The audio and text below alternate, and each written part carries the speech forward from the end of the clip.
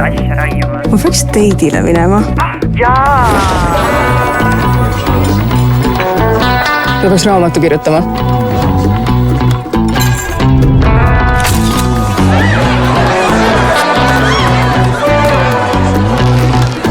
Ma peaks trenni minema. Alla. Ja üles. Ma peaks rätsepa juurde minema.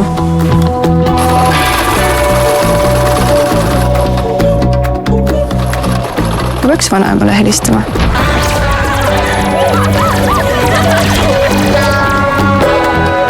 Ma peaks rohkem puhkama.